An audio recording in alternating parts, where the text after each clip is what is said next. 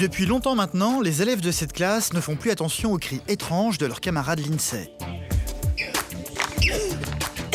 Pour moi, en fait, c'est important de paraître le plus normal possible. Parce que je suis pas un monstre.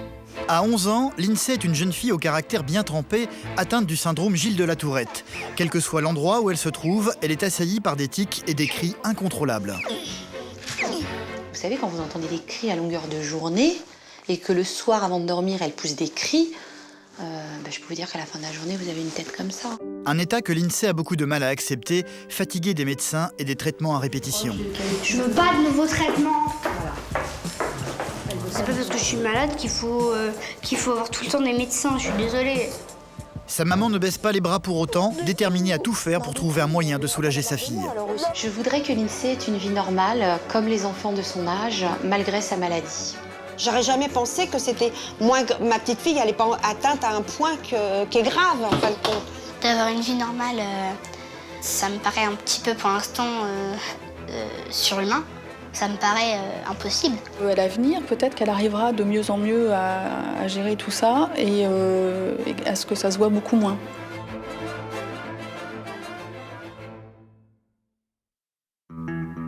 À 20 ans, si Jérémy passe ses journées seul chez lui, isolé du monde, c'est pour une raison bien précise. Panini à 3 fromages, s'il vous plaît. Jérémy est bègue depuis l'âge de 5 ans, un état provoqué par un traumatisme encore inconnu aujourd'hui qu'il a subi étant enfant et dont il n'a jamais voulu parler, pas même à sa mère. Je regarde pour moi que ça me fait mal. Aujourd'hui, sa difficulté d'élocution l'empêche d'aller vers les autres ou de trouver du travail. Je recherche un travail pour de pizzaiolo. Tant que je serais pas soigné, je pourrais pas travailler. Avec l'aide de sa famille, Jérémy a décidé de suivre un stage à Paris de rééducation dirigé par d'anciens bègues comme Marthe Mercadier. Un stage aux méthodes un peu particulières qui, en 3 jours, va leur enseigner les bases pour retrouver une élocution normale. Bonjour, plus fort Jérémy, plus fort. Allez, plus fort. Bonjour, vas-y, va de l'avant. Le but de Jérémy est de retrouver confiance en lui pour pouvoir vivre sa vie comme les autres et peut-être enfin parler du traumatisme qui a provoqué son bégaiement. J'ai des idées de plus bégayer pour avoir une vie comme les autres. À l'heure actuelle, oui, je suis inquiète pour son avenir. Et moi, je ne sais pas quoi faire, j'ai l'impression d'être impuissante devant ça. Pour Jérémy, de rester bègue, ça sera un échec dans tous les sens.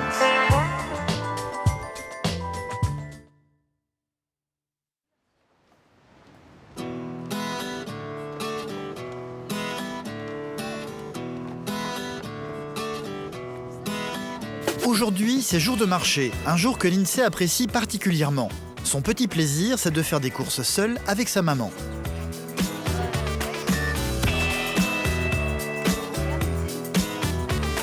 À 11 ans, Lindsay est une toute jeune fille atteinte du syndrome Gilles de la Tourette qui a commencé à se manifester dès l'âge de 4 ans. Une maladie qui se traduit chez elle par une accumulation de tics et de cris incontrôlés. Ah, regarde celle-là. Non, mais je te connais. On passe jamais inaperçu parce que, bon, comme il y a des cris, c'est vrai que les gens, des fois, la regardent bizarrement, mais on fait pas attention, on continue ce qu'on a à faire. Moi, je fais comme si elle avait rien. Quand elle fait un cri, je fais comme si que t'avais rien. Ouais. Ah ouais, j'ignore totalement le cri et puis et ça passe. Ouais. Ça passe très bien. Chaque fois qu'elle se retrouve dans un endroit public, elle a pris l'habitude d'attirer les regards d'incompréhension. Et si les regards deviennent trop insistants, elle n'hésite pas à aller d'elle-même vers les gens pour leur expliquer. C'est une maladie qu'on a depuis naissance, mais qui apparaît plus tard. D'accord. C'est une maladie qui est dans les gènes, mais qui apparaît chez Lindsay, ça apparaît vers l'âge de 4 ans et demi. D'accord. Mais ça peut apparaître vers 7 ans, ça peut apparaître vers 8 ans, ça peut apparaître à l'âge adulte. Et nous, c'est apparu vers 4 ans, mais ça s'est diagnostiqué à partir de l'âge de 7 ans. Ça t'embête pour vivre? Bah, c'est pas facile tous les jours, parce que quand on voit dans la rue, on fait... Il y a des gens qui font... Qui regardent comme ça, c'est bizarre quoi, voilà. J'explique souvent aux gens parce que, ça dépend. Au cinéma aussi, une fois, oui. Tu te rappelles, tu avais expliqué à des gens, tu étais juste derrière eux, elle avait été les voir, on était au cinéma, il y avait quelques cris, les gens se sont retournés et elle leur a expliqué. Et moi je suis restée bluffée, quoi. Je dis bon.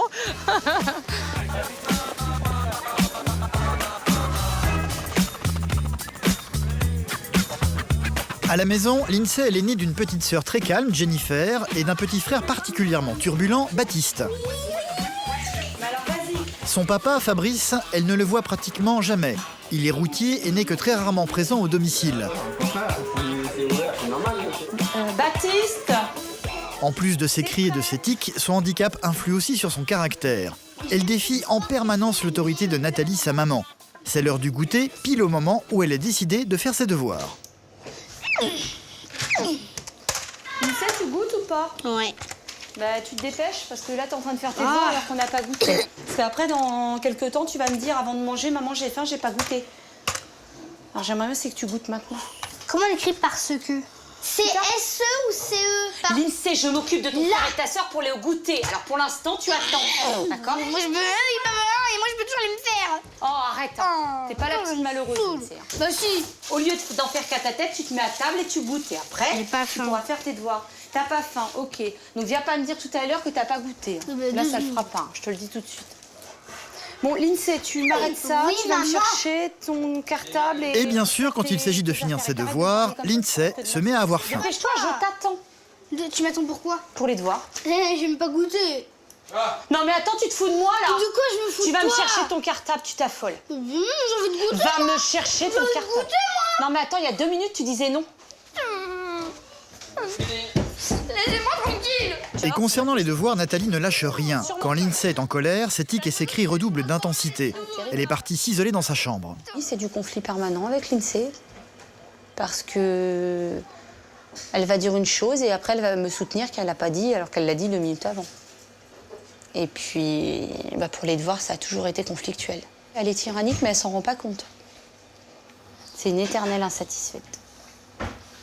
Elle est jamais contente, elle est jamais satisfaite. J'aimerais que ça se passe mieux, qu'on se sente mieux, qu'on arrête de se fouiller tout le temps. Parce que bon, malgré tout, moi je l'aime, ma mère, je pense qu'elle m'aime aussi, ça je le sais. Je sais qu'elle m'aime, mais bon... J'ai tout essayé avec Lindsay.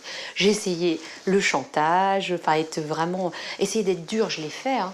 L'année dernière, j'ai eu des moments où j'étais très dure avec elle, j'en pleurais le soir. J'étais super dure. Ça fonctionnait pas. La gentillesse, ça fonctionne pas toujours non plus. Donc, je sais pas comment me comporter avec Lindsay. Il y a des moments où je suis perdue. Bon, je vais chercher Lindsay parce que je sens que ça va pas le faire. L'autre problème lié au syndrome Gilles de la Tourette, c'est que Lindsay a énormément de mal à se concentrer. Sa maman doit donc surveiller en permanence l'avancée des devoirs. J'ai de la patience, mais j'en ai pas trop, tu vois. Tu t'affoles. Je te connais, Lindsay, je sais que si je te laisse seule faire tes devoirs, il n'y a rien qui va être fait. Je te préviens, je te laisse, ok, tu vas les faire toute seule, tu les fais toute seule. Par contre, tu me les descends après que je vois, hein, d'accord? Je te laisse tranquille. J'ai vu des fois qu'elle essaye de faire ses devoirs tout seule et qu'en une demi-heure, elle écrive une phrase. Des moments, j'en ai marre. C'est son avenir qui est en jeu, hein, parce que l'école, c'est quand même une chose importante. Donc, je ne lâche pas au niveau des devoirs, je suis même très exigeante et très embêtante. Dans le sud de la France, Jérémy, lui, est confronté à un autre handicap, son bégaiement. Ce matin, il s'apprête à faire quelque chose qu'il ne fait pratiquement jamais, aller seul à la boulangerie pour acheter du pain. Bonjour, madame. Je peux avoir une baguette, s'il vous plaît? Jérémy a un défaut d'élocution, il bègue depuis l'âge de 5 ans. Merci à vous aussi. Depuis son adolescence, Jérémy s'est peu à peu renfermé sur lui-même. À 20 ans, il vit reclus chez lui à Sainte-Maxime, dans le sud de la France, ne sortant presque jamais, fuyant le contact des autres. Il passe ses journées ici, sur Internet, à discuter avec des gens qu'il ne rencontre jamais, au grand désespoir de Véronique, sa maman. C'est pas facile de sortir comme je suis bègue. Et alors, bègue ne veut pas dire bête? Voilà. Oui, mais le regard des gens et tout, je me protège pour pas qu'on se moque de moi, quoi. Pour l'instant, il passe à côté de sa vie, puisque, mis à part l'ordinateur et les textos par portable, bah, il sort pas, il voit personne. Il n'ose pas aller au-devant des autres, de peur de bégayer à l'avance, donc du coup, il se renferme. Et c'est bien dommage. N'est-ce pas, Jérémy? Ouais. Je peux pas vraiment me mettre à sa place, puisque quand on n'est pas bègue, pour nous, c'est facile. Mais pour lui, oui. Je sais que... je sais qu'il est en souffrance. C'est dur d'être bègue. Je regarde pour moi que ça me fait mal. Je souffre en silence, quoi. Jérémy a tout de même franchi le pas de la rencontre une fois après avoir longuement dialogué avec Aurore, celle qui est devenue depuis sa fiancée. Jusqu'au bout, il lui a caché le fait d'être bègue. Elle l'a découvert le jour de leur rencontre. Tu me l'avais pas dit que tu bégayais. Pourquoi tu me l'as pas dit? Parce que j'avais peur que tu m'aimes plus ou je sais pas. De toute façon, je l'aurais su au bout d'un moment, donc ça aurait été mieux que tu me le dises dès le départ. Attends, mais après, je le dis après. Oui, mais je l'avais déjà deviné. La première fois que tu m'as appelé, je l'ai tout de suite deviné. Ouais. Mais c'est vrai qu'on n'en a jamais vraiment beaucoup parlé. Non. Est-ce que tu vas encore m'aimer même si je bégaye? Je t'aimerais toujours. C'est pas que tu bégayes ou pas, c'est pas ça. Moi, je t'aimerais toujours. Même si j'ai une tête bizarre? Je t'aimerais toujours. De toutes les façons. Régulièrement, sa mère et sa sœur Laetitia le poussent à sortir pour faire les magasins. Acheter des vêtements peut se transformer en épreuve pour lui s'il ne trouve pas ce qu'il veut. Il préfère ne rien prendre que de devoir demander quelque chose au vendeur. Tu vas demander si elle a la tête. Je demande pas ça, je demande où la taille.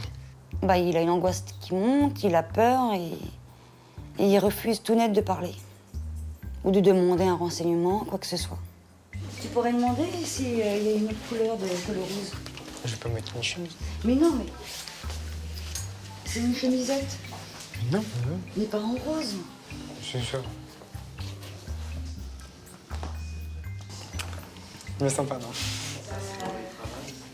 Tu te sens pas capable? Non. Par réflexe, face à sa famille, Jérémy a pris l'habitude de nier sa gêne en répondant à chaque remarque par un petit rire et par des phrases très courtes pour éviter de bégayer. Son rire, c'est une carapace. C'est une façon de dire je ne réponds pas, je rigole. Oui, c'est vrai. Après, je suis pas totalement à l'aise, mais ça va quand même. C'est une impression que tu donnes. C'est pas une impression, je me sens quand même à l'aise. Non. Bah si. Non, regarde tes mains. À quoi? Je fais à chaque fois ça. T'es toujours en train de tripoter tes mains et ça, c'est un signe de nervosité. Non. Je te connais. Hein. Ouais, allez, moi, attends, je sais ce que je fais avec mes mains. Tu veux pas l'avouer. Je fais comme ça. C'est rien, ça, comme ça. Laisse tes mains tranquilles. Je touche pas mes mains, je touche ma manche. Eh ben, c'est pareil. Non, ça n'a rien à voir. Tu les mets le long du corps. D'accord. Et quand sa famille se montre trop insistante, il se réfugie immédiatement sur son téléphone portable. Parce que pendant qu'il tapote son texto, enfin son portable, forcément, il se dit ils vont plus me parler, ils vont rien me demander. Moi, je ne parle pas, donc je suis tranquille. Et pourtant, sa mère et sa sœur insistent. Au marchand de glace, il va préférer se priver que de devoir passer la commande. Tu vas prendre une glace, quand même. J'ai pas faim. Non. J'ai pas faim, là. Même pas une petite glace. Il serait tout seul une journée, il pourrait se priver de manger pour ne pas rentrer dans un magasin ou un restaurant pour demander. À l'heure actuelle, son univers, il est complètement bouché. Ouais. Il est fermé et il n'y a aucune ouverture possible pour le moment. Son comportement imprévisible dû au syndrome Gilles de la Tourette, Lindsay, elle, a appris à le gérer à l'école. Les choses y sont un peu différentes, elle y redevient presque une jeune fille comme les autres. En cours, elle est souvent accompagnée par Isabelle, une auxiliaire de vie. Depuis longtemps, plus personne dans la classe ne prête attention à ses cris. Ses camarades ont fini par s'y habituer. Alors, vous aviez à faire pour aujourd'hui une activité qui portait sur les continents et les océans. D'autant plus que l'INSEE prend sur elle pour contenir au maximum ses tics. Je pense que c'est dû au fait que j'essaie d'avoir une belle image de moi, que les autres aient une assez bonne image de moi, pas une image d'une fille qui crie tout le temps, qui fait des gestes bizarres. C'est pas l'image que je veux leur donner de moi. Le cercle imaginaire qui partage la Terre en deux hémisphères.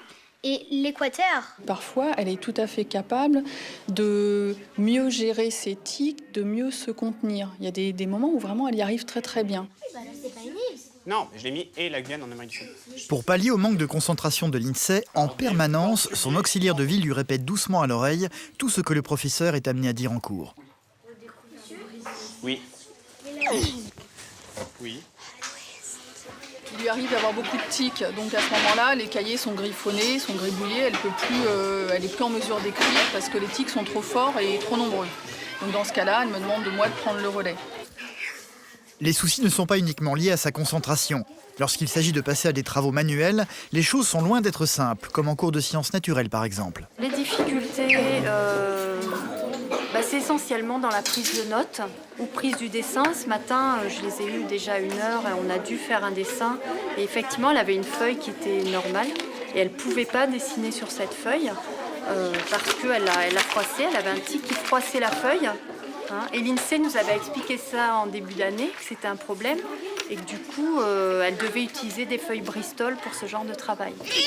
Et puis j'ai pas réussi à écrire, donc voilà l'état de mon cahier quand ça arrive, donc c'est pas forcément facile.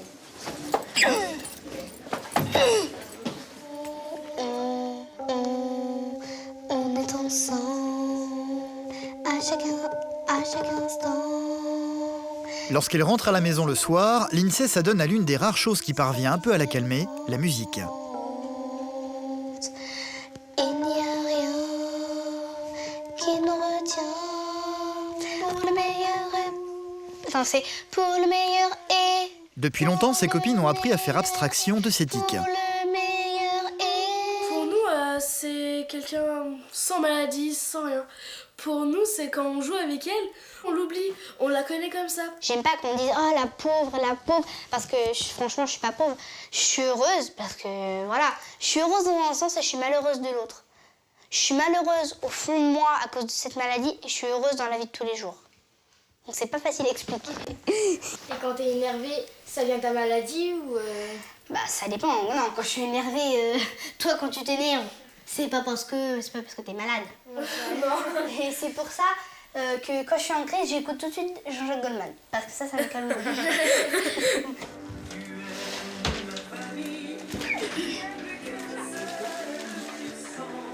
Jean-Jacques Goldman, elle l'écoute surtout quand la crise de tic devient vraiment incontrôlable.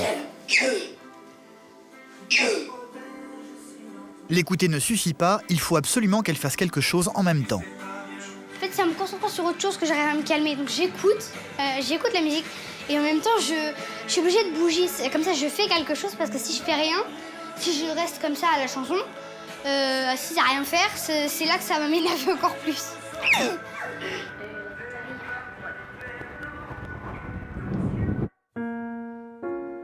Pour Jérémy, la principale conséquence de son bégaiement, c'est son isolement. Il ne sort que très rarement de chez lui pour éviter de se confronter au regard des autres. Il est pour le moment au chômage, même s'il a suivi une formation de pizzaiolo il y a quelque temps. Il a beaucoup de mal à faire des démarches. Aujourd'hui, c'est une première pour lui. Il a rendez-vous dans une agence d'intérim. Je stresse trop là d'aller au truc d'intérim là. Jérémy, toi, tu stresses par rapport à la première fois ou parce que t'as peur de bégayer? Hein? Tu as peur de quoi? De bégayer? Les deux. Les deux. D'y aller au truc là et puis aussi de bégayer aussi. Je sens qu'il a la volonté, mais qu'il a l'angoisse qui monte là.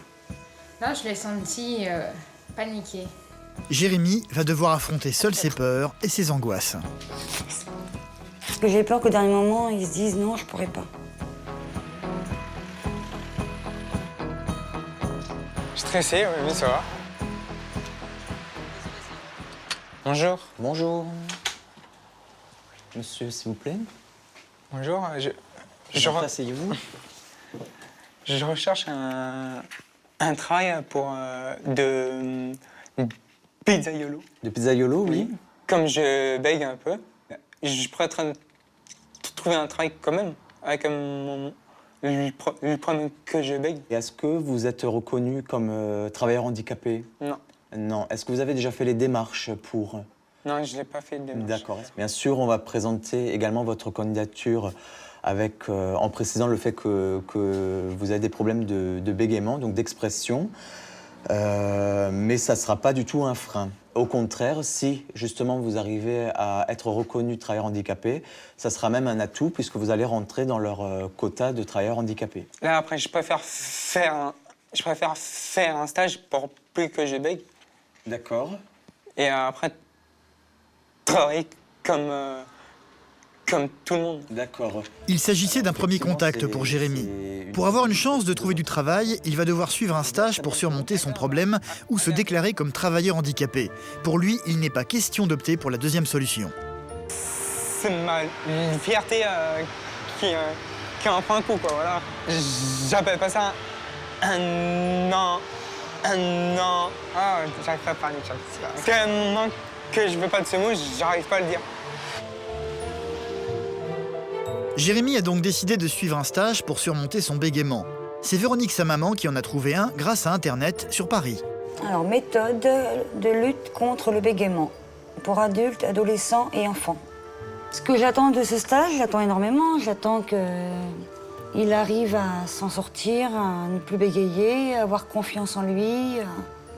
Et enfin sortir de ce stage en disant « je respire, je vis ». Enfin, une renaissance, tout simplement. Du côté de l'INSEE, le syndrome Gilles de la Tourette la pousse à une certaine hyperactivité dans tout ce qu'elle fait. Comme à l'école, elle ne parvient pas à se consacrer à quelque chose plus de 5 minutes. Ce soir-là, ce sera roller, et 5 minutes plus tard, ce sera foot. Elle a toujours besoin d'être en mouvement. Elle a toujours besoin d'être occupée à faire quelque chose. Il ne faut pas que ça dure des heures. Il faut que ça change régulièrement. Il ne faut pas que ce soit toujours la même chose.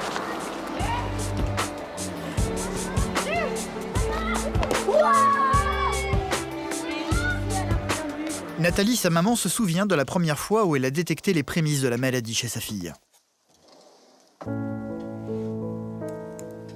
Au début, petite, il n'y avait aucun symptôme parce que bébé, c'était un bébé, le bébé sur mesure. Les cris sont apparus un peu après la naissance de sa sœur. Elle n'avait pas encore 5 ans. C'était un spectacle de Noël. Jenny avait 1 an. Et je me souviendrai toujours, elle était assise au premier rang. Et sur sa chaise, elle était comme ça. Elle regardait, elle faisait ça. Et moi, je me suis dit, j'allais intervenir. Maman m'a retenue, m'a dit, non, Nathalie, laisse-la. J'ai dit, mais attends, il y a un problème. Ça va pas. Je me suis même dit, elle est pas normale. Il y a quelque chose. C'est pas possible qu'elle fasse des mouvements comme ça.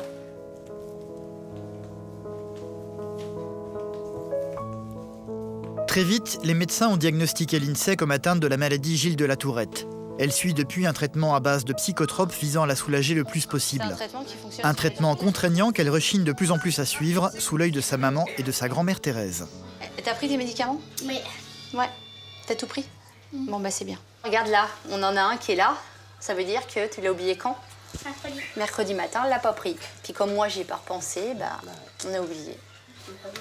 Mais t'as pas spécialement envie de parler de ça, apparemment. Non. Non. Ça te gave? Ouais. C'est embêtant de prendre le médicament tous les jours? Ouais. Pourquoi? Il y a une raison. Il y a une raison si c'est embêtant. Dis-nous, pourquoi? Dis-nous la raison. Pourquoi c'est embêtant? Non, elle se sauve. Dès qu'il y a quelque chose qui ne lui plaît pas, elle se sauve. C'est-à-dire on ne peut pas parler de choses avec l'INSEE qui ne plaisent pas parce que... Donc voilà. Puis là, voilà, c'est décrit. Elle rejette la maladie. Le rejet du médicament, c'est le rejet de la maladie, en quelque part. Elle n'accepte pas. À certains moments, elle va bien l'accepter, ça va lui servir. Et puis, il y a d'autres moments où elle réalise, non, si je pouvais ne pas l'avoir. D'une manière générale, l'INSEE n'aime pas que l'on parle de sa maladie à la maison. Ses tics et ses cris ont déjà créé beaucoup de conflits, son papa les supportant très difficilement. Mon mari n'a pas du tout accepté la maladie à la base, au départ. C'était dur. Lui, il a réagi dans la colère très vite. En fait, il a été en colère pendant un bon moment. Mais la violence, elle éclatait à n'importe quel moment. Je veux dire, elle a éclaté à des moments où il ne fallait pas qu'elle éclate, tout simplement. Donc ça a mis la zizanie dans la famille. À un moment donné, on s'est tous séparés. Il n'y avait plus de Noël ensemble, il n'y avait plus rien. Ça a éclaté la famille, en fait. C'est vrai. Hein. Ça a éclaté la famille pendant près de 2 ans. À chaque fois que je fais... Il fait...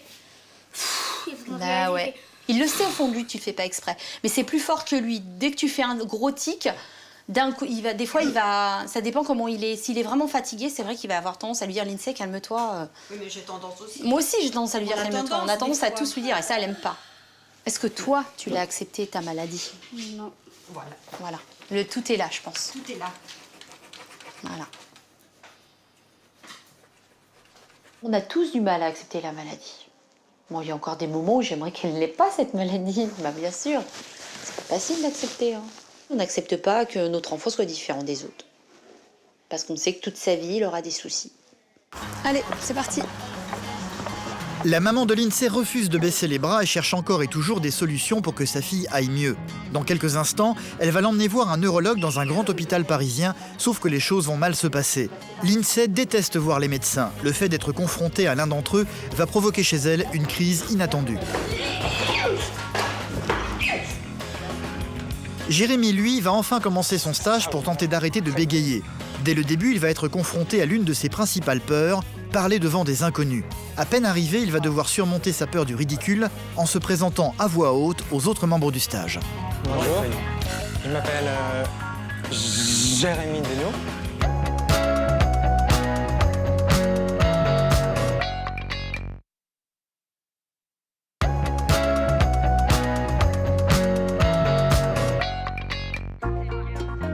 La maman de Jérémy a donc trouvé un stage à Paris visant à le guérir de son bégaiement. Toute la famille a décidé de l'accompagner à la capitale. Il s'agit d'un stage de 3 jours dont le but est de lui apprendre les règles de base pour lutter contre son bégaiement. L'entourage du bègue est également invité à participer pour le rassurer, mais aussi pour comprendre les différentes techniques qu'il va être amené à reproduire à la maison. Ils sont accueillis par celui qui dirige la formation, Christian, un ancien bègue profond. Jérémy Desnaux. D'accord, t'es venu pour faire le stage. C'est ça, oui. C'est super. Alors, on va travailler un petit peu. Oui, totalement. Jérémy n'est pas tout seul. Une dizaine de patients venant de la France entière va suivre le stage en même temps que lui, tous atteints de bégaiement à des degrés divers. Le phénomène du bégaiement, c'est que plutôt que souffler ces syllabes, on inspire les syllabes. C'est complètement un inversement. Et cet inversement nous procure également, disons, une désynchronisation entre gestuelle, respiration et parole. Bègue, et on le sait tous, on prend toutes les choses à cœur. On est très, très, très émotif. La moindre chose qui, pour une personne qui n'en souffre pas, dit bon, c'est pas grave. Nous, la moindre chose, c'est énorme. La comédienne Marthe Mercadi, âgée de 81 ans, elle aussi ancienne bègue, prête son concours au stage. Tous les participants sont un peu intimidés d'être là. Pour briser immédiatement la glace, Christian a pris l'habitude dès le départ de les mettre en situation de difficulté. Ils doivent tous se présenter aux autres à voix haute. C'est Jérémy qui va devoir ouvrir le bal. Bonjour, je m'appelle Jérémy Desnaux. J'ai 20 ans. Tu habites où? J'habite à Sainte-Maxime. Je suis pizzaiolo. Ah, super. Jérémy s'en est plutôt bien sorti. C'est tout fier qu'il jette un petit regard à sa maman. C'est la première fois que je l'entends dire son nom et son prénom aussi à l'aise. Parmi les stagiaires, l'épreuve va s'avérer être beaucoup plus douloureuse pour certains, comme Georges-Henri. Exposer son handicap aux autres est une gêne presque insurmontable pour lui. Prends une grande inspiration. Regarde-moi, prends. Nom et prénom. Inspire. On est bien ici quand même. Alors. Nous sommes entre nous. Nous sommes entre nous. Nom et prénom. Georges-Henri Prévost. Où habites-tu? À Carcassonne. D'accord. Ne pleure pas. Je vais essayer. Ne sois pas angoissé, c'est un stage sympa avec moi. Hein? C'est l'émotion. Oui, voilà. C'est une grande souffrance, le bégaiement. C'est énorme. Une personne veille va toujours cacher sa tristesse par un sourire. Mais lorsqu'on se retrouve le soir dans son lit, que toutes les lumières s'éteignent, qu'on fait le bilan de soi-même, on pleure. Nous sommes avec toi, d'accord? Tu peux gagner ta place. Je suis désolé pour moi. Mais c'est normal. Ne t'inquiète pas. Le souci chez les bègues, c'est que leur ventre est bloqué en permanence. Pour le débloquer, mais aussi pour détendre l'atmosphère, Marthe Mercadier va mettre tout le monde à l'aise à sa façon. Il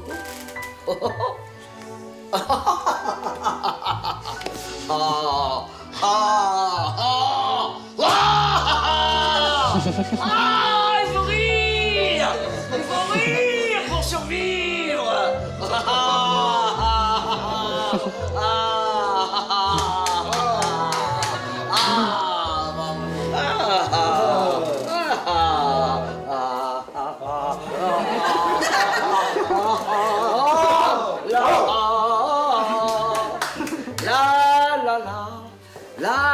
Ah non! Oh! Ris! Mais ris! Tu sais rire. Ah, tu vois, on ne peut jamais apprendre à pleurer, mais on peut apprendre à rire.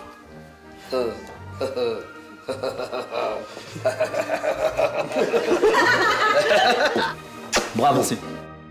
La plupart des exercices reposent sur la capacité des stagiaires à contrôler leur respiration. Christian va donc leur apprendre à parler en inspirant grâce à cette paille et ensuite à prononcer la phrase tout en expirant et en rythmant chaque mot avec la main. Jérémy.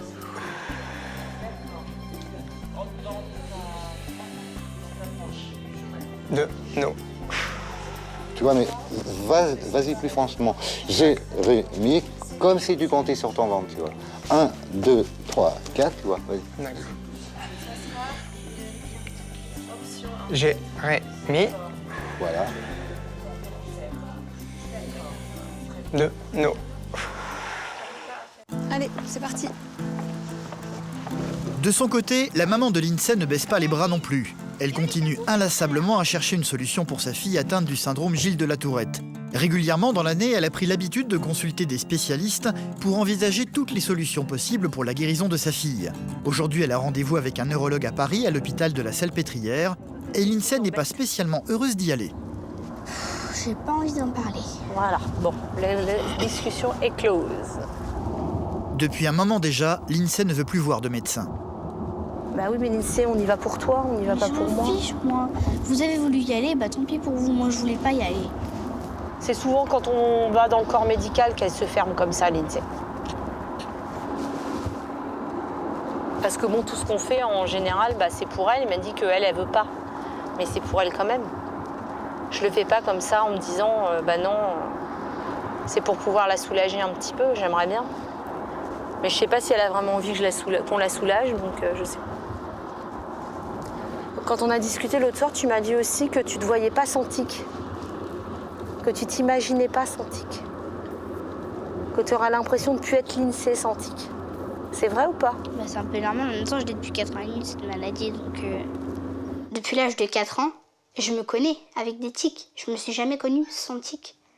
Donc, parfois, je me pose la question, mais si jamais ma maladie elle part, je vais me retrouver comment? Il y a beaucoup de trucs comme ça. C'est parce qu'elle a l'air. Donc, on a vu déjà un premier psychiatre qui nous a dit qu'en fait, c'était parce que j'étais trop fusionnelle avec ma fille. L'INSEE n'a donc aucune envie d'être là. Une fois à l'hôpital, dans le cabinet du médecin, ces tics vont commencer à s'amplifier. Moi, je savais plus quoi faire. Et en fait, on a... L'année dernière, donc c'était au mois de février, on a réussi, parce qu'elle était déscolarisée, Et plus la consultation va durer, plus l'état de l'INSEE va s'aggraver. C'est-à-dire que la séparation de nous a été terrible. Donc les 2 premiers mois sont bien passés, mais comme elle est restée longtemps, je n'avais pas d'autre solution, puisqu'il n'y avait pas de structure, il n'y avait rien. Là, on a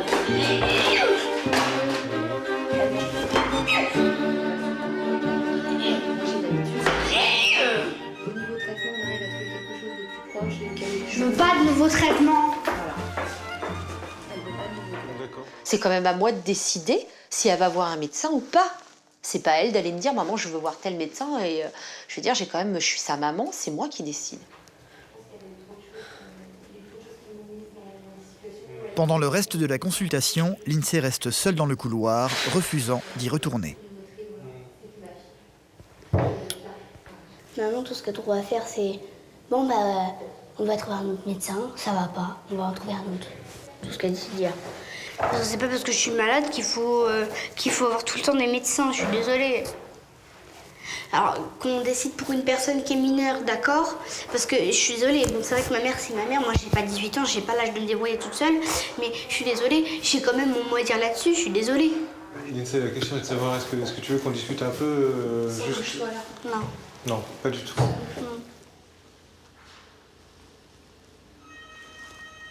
J'ai l'impression d'être un tortionnaire et de t'empêcher de faire ce que tu veux. Bah oui, parce que je suis désolée, moi je voulais pas avoir encore un médecin, puis vous l'avez fait. J'en ai marre.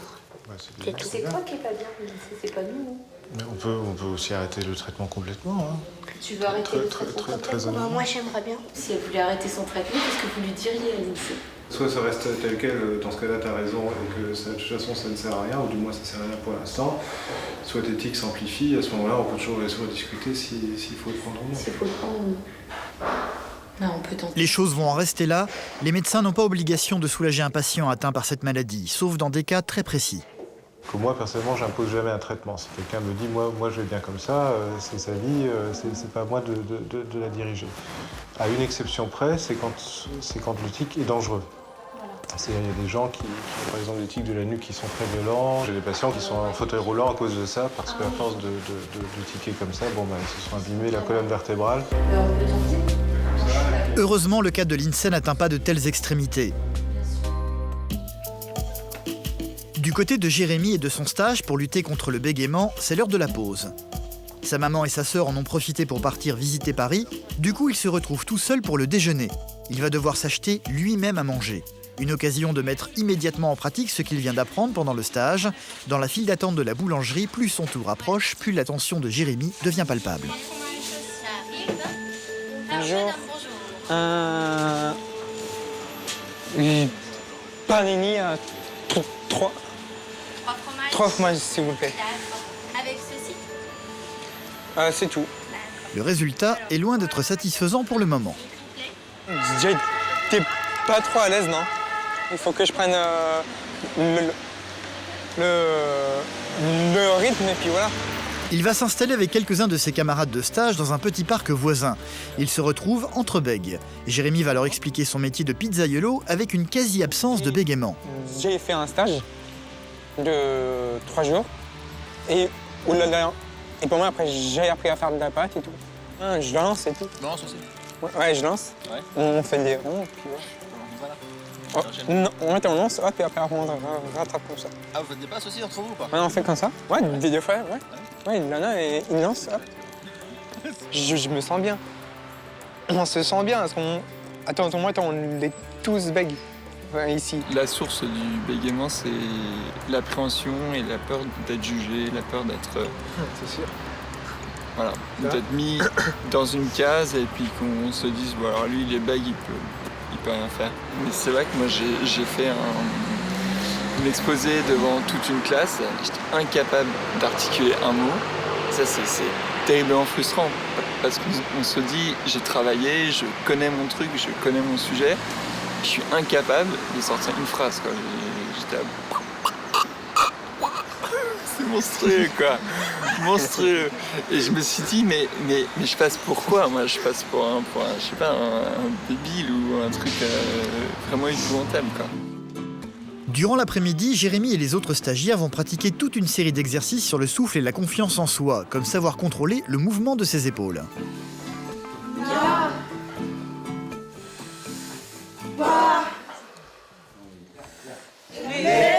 Christian vient de s'apercevoir que Jérémy ne parvient pas à faire l'exercice correctement. On va commencer ensemble. On va faire. Tu inspires en même temps que moi. Tu vois, d'un coup, tu vas essayer comme ça. Non. Tu vois, le but, c'est pas les épaules. Rassure-toi. Oui, mais c'est faire bien comme ça. Le but, c'est de te faire comprendre qu'il faut mettre une distance entre inspiration et pas. C'est pas le but des épaules, mais les épaules, force-les quand même pour détendre tous les muscles que tu as ici bloqués. Ils sont là, les muscles bloqués. Comme le bégaiement est souvent provoqué par le regard des autres, certains exercices se pratiquent les yeux bandés. Tu vas faire quoi après? Je vais essayer de trouver un travail. Et pour combattre la tension et le stress, il faut en passer aussi par des exercices de relaxation. Je ne veux plus bégayer. Je ne veux plus bégayer. Je l'ai fait parler, comme vous l'avez vu, sans bégayer, mais c'est pas un miracle non plus. Il faut quand même pérenniser dans l'espace d'un mois. Je leur dis même téléphone-moi 4-5 fois la semaine. Incontournablement, je les préviens, il y a des rechutes. La maman de Jérémy a assisté à la fin des cours et semble déjà avoir noté des changements chez son fils. Notre premier jour de stage, je trouve que Jérémy, il est un peu fatigué, mais à l'aise. C'est vrai qu'il a pris confiance en lui. Je l'ai même surpris en train de sourire à ses petits camarades. Ça me fait plaisir. Les jours suivants, le stage suit son cours. Nous sommes le 3e jour, le jour où l'on doit combattre sa timidité. Bonjour. Bonjour. Bonjour. Bonjour. Bonjour. Souffle la bougie après, vas-y. Bonjour. Bonjour. Bonjour. Bonjour. Plus fort, Jérémy, plus fort. Allez, plus fort. Bonjour. Vas-y, va de l'avant. Alors, moi, je pense que Jérémy, son bégaiement, il était... Non seulement il y a le bégaiement, il y avait la timidité et la peur de lui-même, en définitive. La peur d'être confronté en permanence à des réactions qu'il ne pourrait pas surmonter. Donc, si je le reprenais, c'est pour lui faire prendre conscience qu'il vit, qu'il existe. Sauf que ça n'est pas le tout de parvenir à dire bonjour. Il faut aussi apprendre à prononcer de longues phrases sans bégayer. Si mon instituteur n'a pas bien effacé le tableau, à ma prochaine dictée, les mots et les syllabes seront mélangés. Tu vas trop vite après. Suis le même rythme. Et on recommence. Si mon... inspire, prends une grande inspiration quand même, une grande inspiration. Vas-y. Si mon instituteur n'a pas bien effacé le tableau, à ma prochaine dictée, les mots et les syllabes seront mélangés et je ne comprendrai rien. Tu vas trop vite là, et je ne suis le même rythme. Suis le même rythme. Les exercices semblent fonctionner sur Jérémy qui nous parle désormais presque sans bégayer. J'ai l'impression de redécouvrir ma voix. Parce que ça fait longtemps, depuis l'âge de 5 ans, que je l'avais pas entendu aussi bien. Tu es n'importe quelle tâche de prendre son temps. Georges-Henri, celui qui avait tant de mal à dire son nom au début du stage, semble aller mieux lui aussi. Il arrive désormais à parler devant tout le monde et à surmonter son hypersensibilité.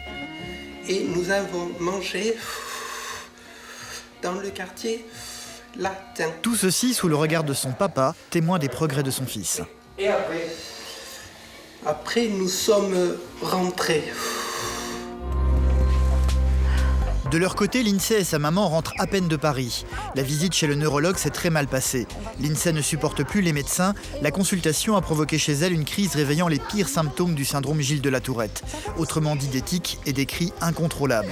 C'est du coup très fatiguée qu'elle rentre chez elle. Dans ces moments-là, les symptômes de sa maladie ont tendance à prendre de l'ampleur. De retour chez elle, sa fatigue semble se traduire par des contractions musculaires au genou.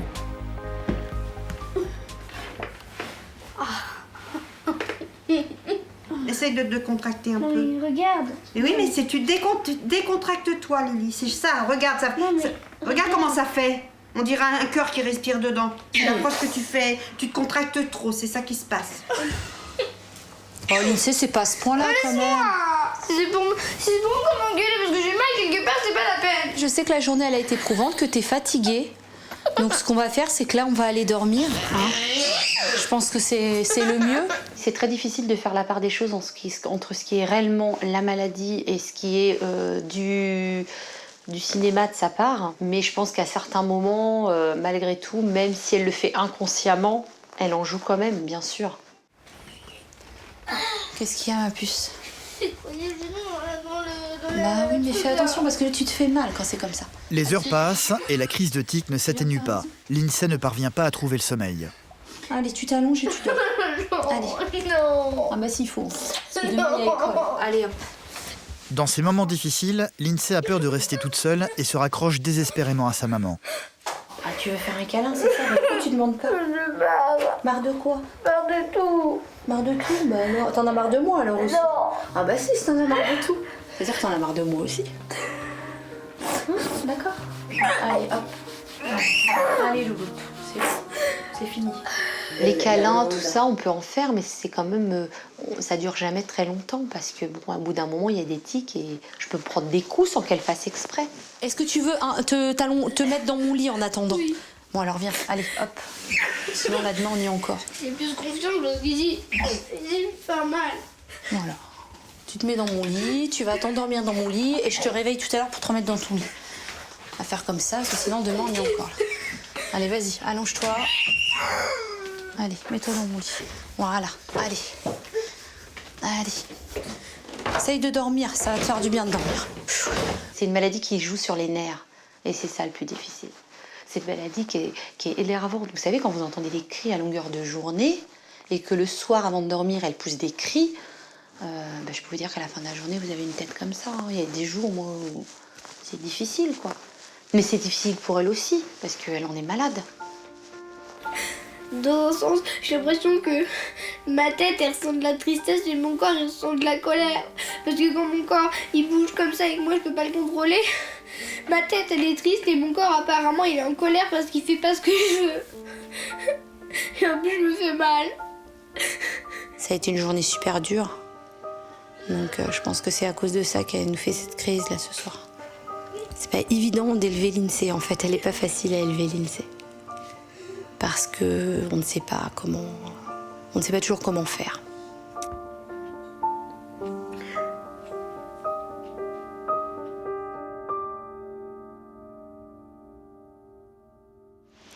Eh bien.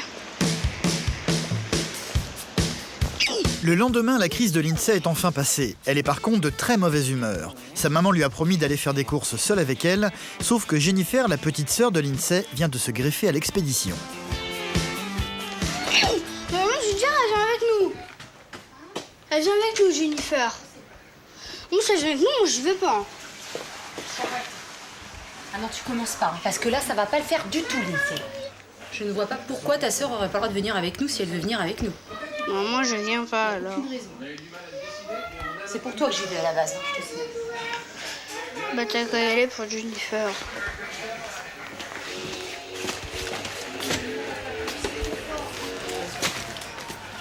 Bah, elle veut pas que Jennifer vienne, parce qu'elle est jalouse de Jennifer, je sais pas. Parce qu'elle veut pas que sa sœur vienne, c'est tout.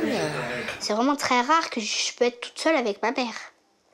Alors que sans ma sœur. Alors que ma sœur, elle est souvent toute seule avec ma mère. Finalement, Nathalie va céder aux exigences de sa fille. Pour faire les courses, l'INSEE aura sa maman pour elle toute seule. Regarde ce que j'ai trouvé.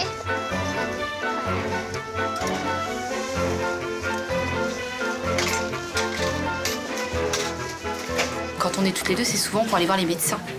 Et elle dit que souvent, je lui accorde pas assez de temps en dehors des médecins, en fait. Allez, on y va, ma petite.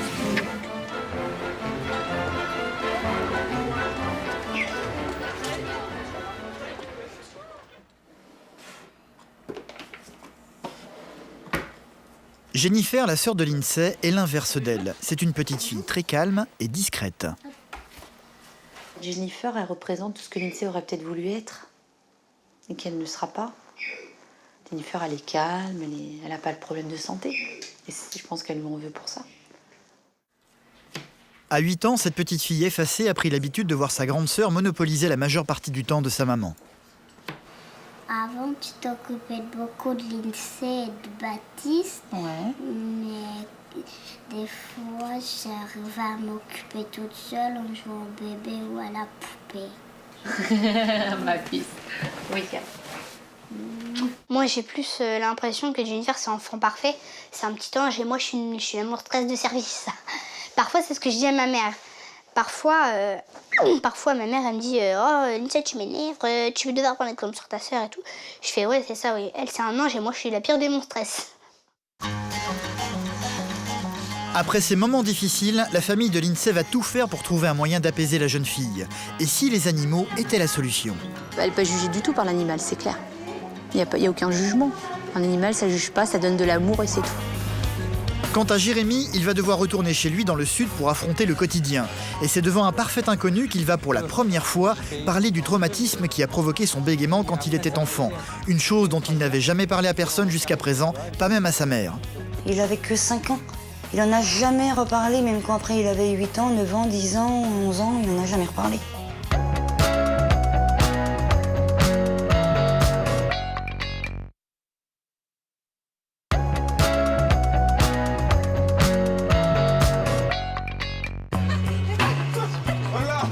Le stage de Jérémy pour lutter contre son bégaiement est bientôt terminé. Comme lui, les autres participants étaient tous timides au début du stage.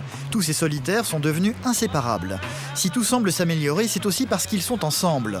Mais que va-t-il se passer quand ils vont retourner chacun dans leur vie ? Pour ma part, personnellement, je pense que nous serons dans une situation de faiblesse si nous sommes dans un environnement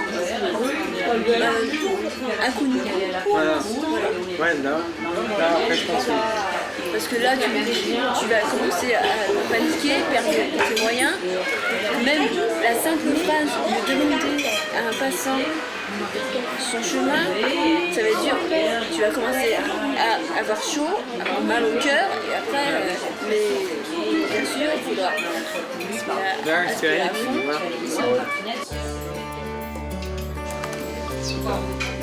L'important pour Jérémy va être aussi d'apprendre à se confronter au monde extérieur et à affirmer sa volonté. Tu vois un exemple. Qu'est-ce que t'as fait tout à l'heure? Tu vois? Tu vois? Eh oui, Vas-y. respire, bien. Dis, fais quoi tout à l'heure? Regarde. Ne pense pas au truc. Tu inspires. Qu'est-ce que t'as fait tout à l'heure, tu vois? C'était la première fois que je le faisais. C'était comme du théâtre, quoi. Et de dire ça que... Parler comme ça après quelqu'un aussi fort, j'avais pas comment dire, de l'habitude. Et les factures alors? C'est pas grave ça. Ouais, mais attends, vas-y, c'est pas grave. Et pourquoi c'est pas grave? Tu vois? C'est pas grave ça. Je paierai, c'est pas grave. Ah oui? Qui te les payera? Ta mère, je suppose. Pour la première fois de sa vie, Jérémy, lui, se sent enfin à l'aise avec lui-même. Oui, au début, là, je me sentais pas à l'aise. Les autres, ils m'ont dit allez. Là, ça, j'ai été et après j'ai tout lâché, quoi. Tu vois, comme un chat. Parce que là, ce que tu as fait, c'était vraiment super. Ça t'a plu? Ah ouais, trop. Ah ouais, super. Oui, c'est une sorte d'électrochoc, oui, bien sûr. Oui. Il fallait le secouer, le motiver, lui montrer comment faire, et puis voilà. Ça faisait longtemps que j'avais pas des amis avec qui que j'ai rigolé presque tout le temps. Pour Jérémy et les autres, le stage se termine. C'est le moment pour tout le monde de se dire au revoir.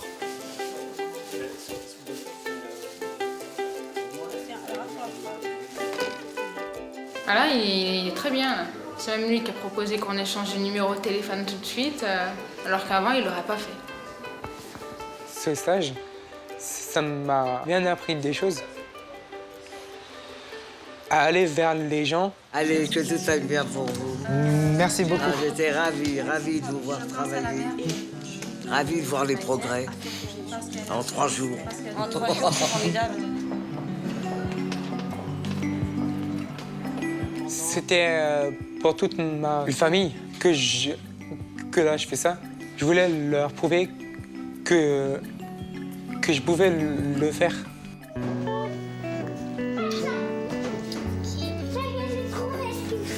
Du côté de l'INSEE, l'enjeu désormais pour la famille est d'essayer de trouver un moyen de calmer le plus possible ces crises dues au syndrome Gilles de la Tourette et d'identifier tous les moments où ces tics ont tendance à disparaître, comme lorsque son papa, Fabrice, est enfin à la maison. Elle ne le voit que très rarement et quand il est là, elle ne le quitte plus. Opération à cœur ouvert. L'INSEE est toujours plus près de moi que les deux autres. Si je vais au garage, l'INSEE elle va descendre avec moi. Les deux autres, ils vont rester là ou ils vont pas venir avec moi au garage ou aller en forêt ou un machin comme ça.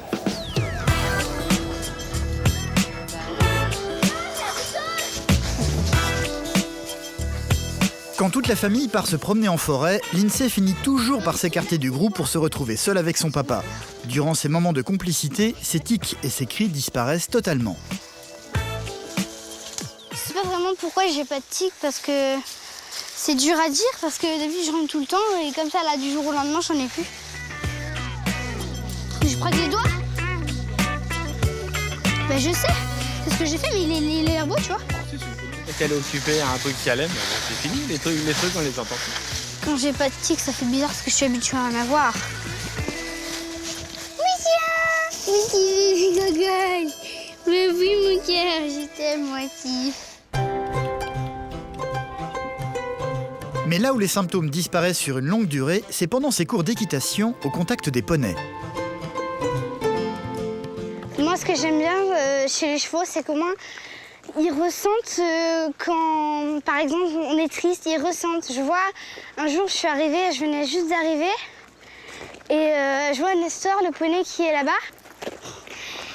Et ben, je suis arrivée, je pleurais.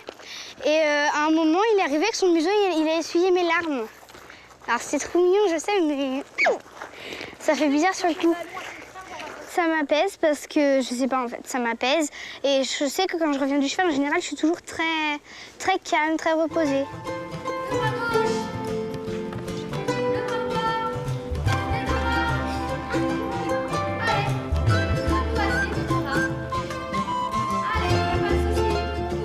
Quand je la vois sur le cheval, je suis contente, je la trouve apaisée, je la trouve bien, moi. Je la trouve bien. Elle est bien. Elle est dans son élément. Ça la calme, ça la canalise. Je sais pas si vous voyez, mais il n'y a pratiquement pas de tics. Il y a très peu de tics, quoi. Les tics sont comme disparus. Il y a vraiment quelque chose de spécial, l'INSEE avec les animaux, et ça a toujours été depuis toute petite. Je sais pas. Elle n'est pas jugée du tout par l'animal, c'est clair. Il n'y a aucun jugement. Un animal, ça ne juge pas, ça donne de l'amour et c'est tout. Des moments d'apaisement qui font espérer à Nathalie qu'un jour peut-être, ils trouveront enfin une solution pour guérir l'INSEE. J'ai confiance en elle. Je pense que par la suite, elle réussira ce qu'elle aura décidé de faire. Et puis, il y a tellement de progrès et d'avancées au niveau de la recherche qu'on a aussi de l'espoir qu'un jour, ils trouvent quelque chose, un traitement qui soit plus efficace. Ceux qui ont laissé leur cravache, ils viennent les récupérer dans le manège après. Je pense que je peux avoir une vie normale malgré la maladie, même si ça sera difficile. Enfin, j'espère. J'espère que je vais avoir une vie normale, j'espère bien.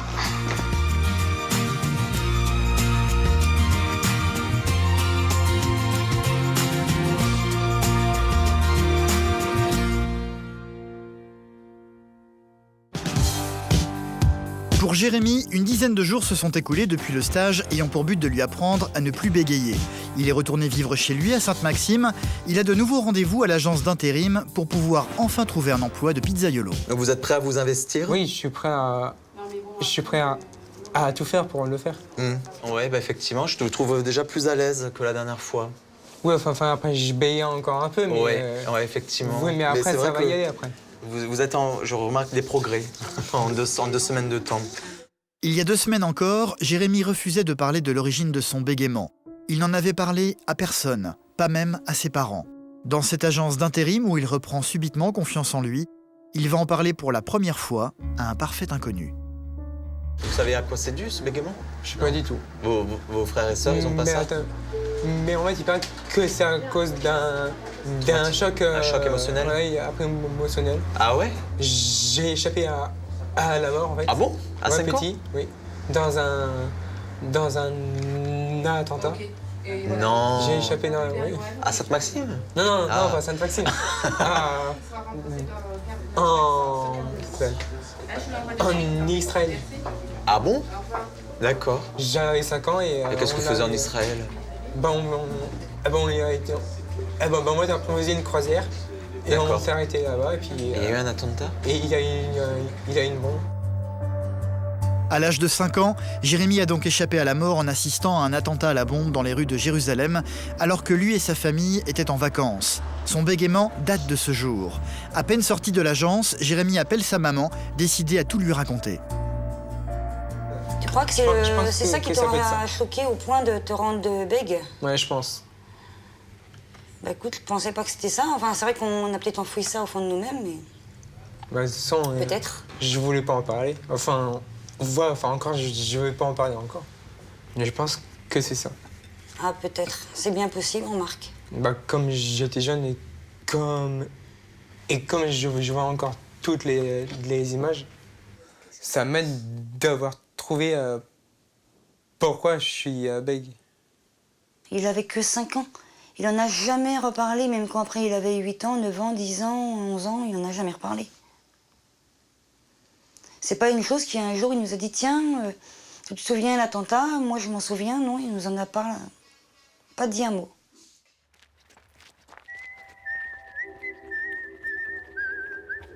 Dans les jours qui ont suivi, Jérémy a pris sa vie en main. Il rêvait depuis longtemps de faire du karaté. Il s'est enfin décidé à s'inscrire dans un cours. Voilà, c'est bien. Toujours avec la garde devant. Niveau travail, il a finalement été pris à l'essai dans un restaurant. Il n'a pas encore totalement corrigé son bégaiement, mais il a bon espoir d'y parvenir un jour de manière définitive. J'ai l'impression qu'il en veut maintenant. Il a envie de faire du sport, il a envie de travailler.